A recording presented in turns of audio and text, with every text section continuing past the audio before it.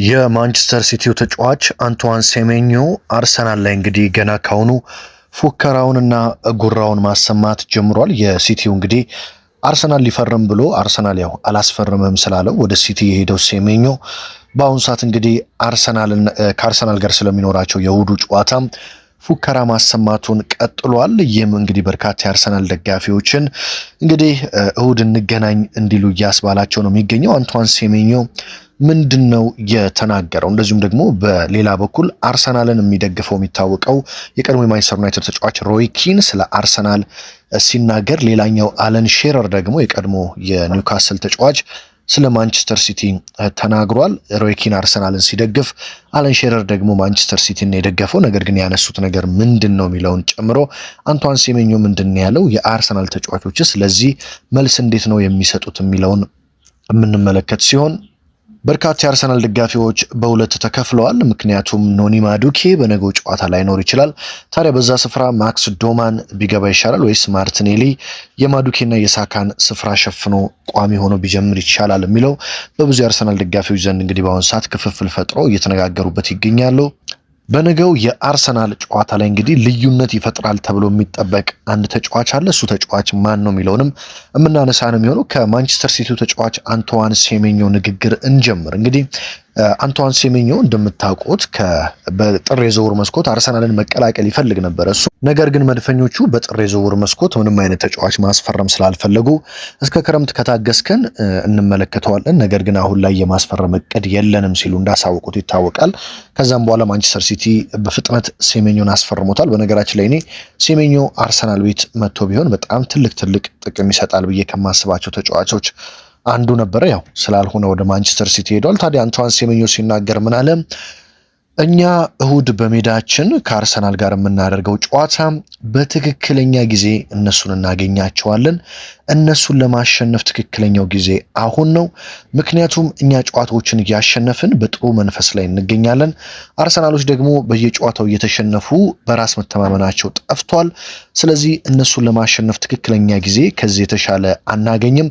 እሁድ ዕለት አርሰናልን ለማሸነፍ ትክክለኛው ጊዜ ነው ሲል እንግዲህ አንቷን ሴሜኞ አርሰናል በአሁኑ ሰዓት በራስ መተማመኑ እንደወረደና አርሰናልን ለማሸነፍ ትክክለኛው ጊዜ እንደሆነ ተናግሯል። በመቀጠልም በሜዳችን ሁልጊዜ እንደምናደርገው ምርጥ እግር ኳስ እንጫወታለን። እናም አሁን እኛ ከነሱ የተሻለ ምርጥ ብቃትና ጥሩ አፈጻጸም ላይ እንገኛለን። እንደዚህም እነሱ በአሁኑ ሰዓት በጥሩ ብቃታቸው ላይ አይገኙም። ቅንጅታቸው ተበታትኗል።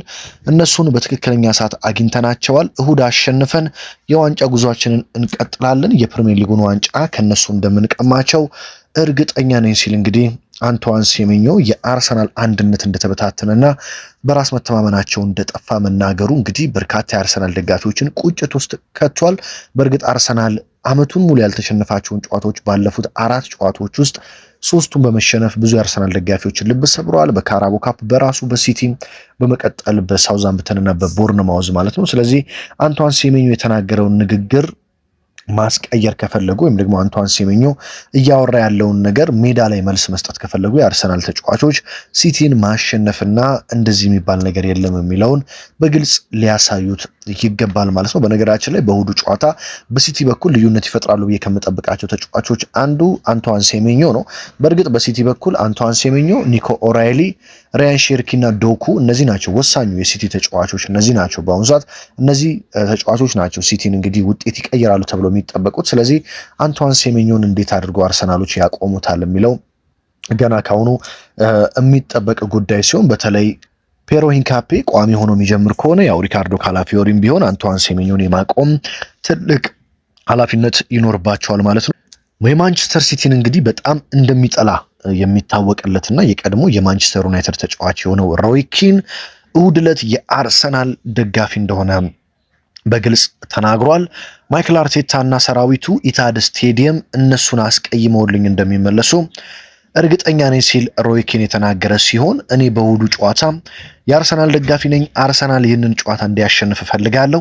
እርግጠኛ ነኝ ማይክል አርቴታ እና ሰራዊቱ ኢታድ ስታዲየም ላይ እነሱን ማንቸስተር ሲቲዎችን አስቀይመውልኝ ከእንቁ የበለጠ ዋጋ ያለው 3 ነጥብ ይዘው ወደ ኤምሬትስ እንደሚመለሱ 100% እርግጠኛ ነኝ ሲል እንግዲህ የቀድሞ የማንቸስተር ዩናይትድ ተጫዋች ሮይ ኪን ተናግሯል ማለት ነው። በነገራችን ላይ ሮይ ኪን ለሲቲ ከፍተኛ የሆነ ጥላቻ እንዳለበት ይታወቃል። ብዙ ጊዜ የአርሰናል ማሊያዎችን ጭምር ለብሶ በአደባባይ እንደሚታይ ይታወቃል። ሮይኪን ይህንን ቢናገርም ሌላ ደግሞ የቀድሞ የፕሪሚየር ሊግ ተጫዋች አለን ሼረር ደግሞ ሲቲ እንደሚያሸንፍ ተናግሯል።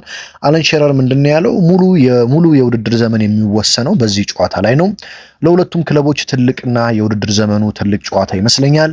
አቻ መውጣት ለአርሰናል ጥሩ ውጤት እንደሚሆን አስባለሁ። ነገር ግን ከሲቲ ብዙ ችግር ሊገጥማቸው እንደሚችል አውቃለሁ። ሲቲዎች ባላቸው ጉልበትና ባላቸው በራስ መተማመን ብዙ ነገር ይፈጥራሉ ብዬ አስባለሁ። አርሰናል በጨዋታው ላይ ምን አይነት ምላሽ እንደሚሰጥ ማየት እፈልጋለሁ። ነገር ግን ጨዋታው በማንቸስተር ሲቲ አሸናፊነት ይጠናቀቃል ብዬ አስባለሁ ሲል አለን ሼረር የእሁዱን ጨዋታ ማንቸስተር ሲቲዎች በራስ መተማመናቸው በልጦ ከአርሰናል ድል ያደርጋሉ ሲል እንግዲህ ለማንቸስተር ሲቲ ቅድመ ግምቱን ሰጥቷል ማለት ነው። እንግዲህ መድፈኞቹ የሲቲ ተጫዋቾችን ንግግር ሰምተዋል።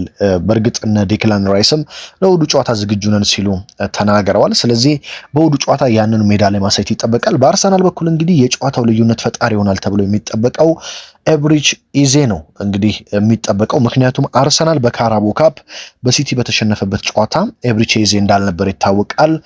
ኦዴጋርድም እንዳልነበር ይታወቃል። በዛ ስፍራ ላይ የነበረው ደካማው ካያቨርት ነበር። ካያቨርት እጅግ በጣም የደከመ ቀን ነበር ያሳለፈው ከሲቲ ጋር በነበረው የካራቦ ካፕ የፍጻሜ ጨዋታ ማለት ነው።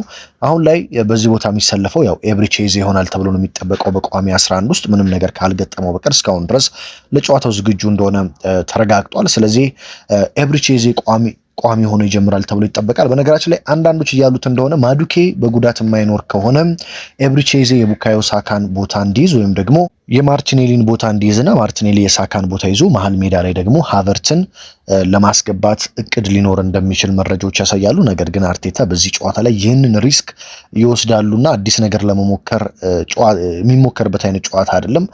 የበርንሌ ወይ የሊድስ ወይ የወራጅ ቀጠና ላይ ያለ ቡድን ወይ ወልቭስ ላይ ቢሆን እንደዚህ አይነት ሙከራዎችን ማድረግ ትችላላችሁ። ይህ ግን የውድድር ዓመቱ በጣም ፍጻሜ እንደሆነ የሚቆጠር ጨዋታ ስለሆነ እዛ ላይ አዲስ ኤክስፐሪመንት አዲስ ሙከራ ለመስራት አርቴታ ይደፍራሉ የሚል እምነት የለኝም። ስለዚህ ኤዜ በ10 ቁጥር ሚናው እንደሚጫወት ተስፋ አደርጋለሁ። ታዲያ ኤብሪች ኢዜ በዚህ ጨዋታ ላይ ትልቅ ልዩነት ይፈጥራል ብዬ ነው የምጠብቀው። ፔፕ ጋርዲዮላ ከኢዜ ጋር ሲገጥሙን በኤምሬት ስቴዲየም ምን እንደገጠማቸው እናስታውሳለን። በኤምሬት ስቴዲየም ዘንድሮ በነበረው ጨዋታ ፈርስት ሃፍ ላይ ሲቲ 1-0 እየመራ ወጣ። ከዛ ኤዜ ተቀይሮ ከገባ በኋላ ሰከንድ ሃፍ ላይ እንዴት ማንቸስተር ሲቲን አርሰናል ዶሚኔት አድርጎ ሙሉ ጨዋታ በልጦ ሲቲ እንደዛ ቀን ሲከላከል ብዙዎች ተመልክተውታል ብዬም አላስብም። ኤዜ መጨረሻም ላይ በሚገርም ሁኔታ ለማርቲኔሊ አሲስት አድርጎ አርሰናል አቻ እንዲወጣ እንዳደረገ እናስታውሳለን። ያንን አቋሙን ኤብሪች ኢዜ በዚህ ጨዋታ ላይ መድገም የሚችል ከሆነ ለፔፕ ጋርዲዮላ ትልቅ ፈተና ይሆናል ብዬ እጠብቃለሁ። እንደምታውቁት ኤዜ አምናም በክሪስታል ፓላስ ቤት እያለ በኤፍኤ ካፕ ፍጻሜ ላይ ማንቸስተር ሲቲ ላይ ግብ አስቆጥሮ ዋንጫውን እንደቀማቸው እናስታውሳለን በዌምብሌይ ስቴዲየም። ስለዚህ የኤዜ አለመኖር ብዙዎች በዛ ጨዋታ ላይ ትልቅ ክፍተት ፈጥሯል ብለው ያስባሉ። አሁን ኤብሪች ኢዜ በተለይ በስፖርቲንግ ሊዝበኖቹ ጨዋታዎች ላይ በጣም ጥሩ የሚባል ከጉዳት የተመለሰ ማይመስል ቆንጆ የሚባሉ ቀናቶችን አሳልፏል። ስለዚህ በውዱም ጨዋታ በአርሰናል በኩል ትልቅ ልዩነት ፈጣሪ የሚሆነው ተጫዋች ኤዜ ይሆናል ብዬ እጠብቃለሁ። በተለይ ኤዜ ካለ መሀል ሜዳ ላይ ዴክላን ራይስም ስላለ ሁለቱ በደንብ በጥሩ ሁኔታ ይጣምራሉ የሚል እምነት አለኝ። መሀል ሜዳ ላይ አርሰናል ብልጫ የመውሰድ እድል ይኖረዋል። ምክንያቱም በካራቦ ካፕ ጨዋታ ከተመለከታችሁ ዴክላን ራይስ የሃቨርትን ክፍተት ጭምር እየሸፈነ ብቻውን እንዴት ሲለፋ እንደነበር እናስታውሳለን። ስለዚህ አሁን ኤዜ ስለሚኖር ኤዜ 10 ቁጥር ሚናውን በደንብ ስለሚሸፍን ዴክላን ራይስ የራሱን የቤት ስራ በሚገባ ስለሚሰራ አርሰናል በመሃል ሜዳው ላይ በካራቦ ካፕ ሰከንድ ሃፍ ላይ የተወሰደበትን ብልጫ በዚህኛው ጨዋታ የመውሰድ እድል ይኖረዋል ተብሎ ይጠበቃል። እንግዲህ የአርሰናል ተጫዋቾች በአሁኑ ሰዓት የአርሰናል ደጋፊዎች ኖኒ ማዱኬ የማይኖር ከሆነ ማክስ ዶማንን ሙሉ 90 ደቂቃ መጠቀም እጅግ ከባድ ነው። ስለዚህ አርቴታ ሌላ መፍትሄ ሊፈልግ ይገባል እያሉ ይገኛሉ። አንዳንዶች ደግሞ የለም ማክስ ዶማንን ቋሚ አድርጎ መጀመር ይቻላል፣ ቋሚ ሆኖ እንደውም ሲጀምር አይተነው ስለማናቅ በዚህ ጨዋታ ላይ ብንመለከተው የሚል ሀሳብ እየሰጡ ይገኛሉ። አርቴታ ግን ይህንን ያደርጋል ብዬ እኔ በግሌ አልጠብቅም። በተለይ ማክስ ዶማን በጣም ጥሩ ተጫዋች እንደሆነ እናውቃለን። ነገር ግን ከልምድ አንጻር ይህ ጨዋታ ደግሞ በጣም ትልቅ የልምድ ጨዋታ ስለሆነ ማክስ ዶማን ተቀይሮ ቢገባ መልካም የሚሆን ይመስለኛል። ስለዚህ አርቴታ ማዱኬ ከመጣላቸው እሰየው፣ ማዱኬን ያሰልፋሉ። እሱ ማይመጣ ከሆነ ግን ምን አይነት መፍትሄ ይወስዳሉ የሚለው በብዙዎች ዘንድ የሚጠበቅ ነው። እዚህ ጋር ለሞጫ ያህል እንግዲህ ብዙዎቻችሁ ስለ ቡካዮ ሳካ ጉዳት ስጠይቁኝ ነበር። የቡካዮ ሳካ ጉዳት ትንሽ ጫን ያለ ጉዳት እንደሆነ ተረጋግጧል። አሁን ለምሳሌ የሊቨርፑሉ ተጫዋች ለ9 ወራት ከሜዳ የራቀው ሁጎ ኤኪቲኬ የገጠመውን ጉዳት ተመልክታችኋል። እዚህ ከኋላው የጅማታችሁ ወይም ደግሞ እግራችሁ ጀርባ ከታች ቁርጭምጭሚታችሁ ጀርባ ያለው ጅማት ሲበጠስ የሚደርስ ጉዳት ነው ሁጎ ኤኪቲኬ የደረሰበት። እሱ ጅማት ሲበጠስ እንግዲህ በቀላሉ ሚድን አይደለም፣ 9 ወራት ያህል የሚፈጅ ነው ያንን ለማዳን ማለት ነው። ቀዶ ጥገና ሕክምና ታደርጉና የአስኪድን ድረስ ወደ 9 ወራት ይፈጃል። ኤኪቲኬ እንግዲህ ይሄኛው ክረምት አልፎ ገና ቀጣይ ዓመት ጥር አካባቢ ነው ወደ ሜዳ የሚመለሰው ማለት ነው። የቡካዮ ሳካ ከዚህ ጋር ተመሳሳይ አይነት ጉዳት ነው። ነገር ግን የሳካ ምንድነው እንደ ኤኪቲኬ መበጠስ ሳይሆን ጥቂት የሆነ የመለያየት ወይም ደግሞ የመቀደድ አይነት ጉዳት እንደገጠመው ነው እየተረጋገጠው። ስለዚህ በጣም እንክብካቤ የሚፈልግና እስኪያገግም ድረስ የተወሰኑ ጊዜያቶችን የሚወስድ ጉዳት ነው። ስለዚህ ለዛ ነው ቡካዮ ሳካን ባለፉት ጨዋታዎች እየተመለከት ነው ያልሆነው። ያንን ለማከምና ለመንከባከብ ጊዜ ስለሚያስፈልግ በጣም በጥብቅ ሁኔታ ስለሆነ ምርመራው የሚካሄደው ቡካዮ ሳካ ያንን ለማከም እንክብካቤ እያደረገና ራሱን እየተንከባከበ እንደሚገኝ ተነግሯል ማለት ነው። ስለዚህ የቡካዮ ሳካ ጉዳት ይህንን ብታስገቡት አንዴ እንዳልኳችሁ ከተበጠሰ ከባድ ጉዳት ስለሚሆን ለ9 ወራት አርሰናል ይህንን ተጫዋች ከሚያጣ በጥቂት ጊዜ ውስጥ እስኪድን ድረስ እንደዚህ ከጨዋታ ቆይቶ መንከባከቡ በጣም ጥሩ ነው ተብሎ ስለሚታመን ነው። ቡካዮ ሳካ እንደኔ አሁንም የተወሰኑ ጊዜያቶችን ከሜዳ ይርቃል ብዬ ጠብቃለሁ። ምናልባትም ቡካዮ ሳካ ወደ ሜዳ ይመለሳል ብዬ የምጠብቀው አርሰናል ከአትሌቲኮ ማድሪድ ጋር ከ15 ቀን በኋላ በሚያደርገው የአውሮፓ ሻምፒዮንስ ሊግ ጨዋታ ላይ ይሆናል ብዬ ነው የምጠብቀው። እስከዛ ድረስ ቡካዮ ሳካን በሜዳ ላይ የምንመለከተው አይመስለኝም። እንግዲህ ጨዋታው ነገ ምሽት 12 ሰዓት ተኩል ላይ ሲደረግ አርሰናል ያለ ቡካዮ ሳካ ይህንን ጨዋታ ያደርጋል ተብሎ ይጠበቃል። በእርግጥ የማርቲን ኦዴጋርድ ጉዳይም አልተረጋገጠም። ነገር ግን ኦዴጋርድ ዛሬና ትላንት ልምምድ መስራቱን ተከትሎ በነገው ጨዋታ በተቀያሪ ወንበር ላይ እንመለከተዋለን ተብሎ ነው የሚጠበቀው። በተለይ ግን ለአርሰናል በጣም ጥሩ ዜና ልክ ካራቦ ካፕ ላይ እንደሆነው ሳይሆን ኤዜ ስለሚመለስ የተለየ አሰላለፍ ይዞ ገብቶ ሲቲን ይገጥማል ተብሎ ይጠበቃል። የጨዋታውን ውጤት ስንት ለስንት ይጠናቀቃል ብላችሁ ታስባላችሁ? ሀሳብ አስተያየታችሁን ኮመንት ላይ አስቀምጡልኝ። ሀገር ውስጥ ከባህር ማዶ በመሆን በየዕለቱ ስፖርታዊ መረጃዎችን የምትከታተሉ ውድ ቤተሰቦች ከልብ ላመሰግናችሁ እወዳለሁ። በሌላ መረጃና በሌላ ጥንክር ደግሞ እስከምንገናኝ ድረስ በያላችሁበት ሰላም ተመኘውላችሁ።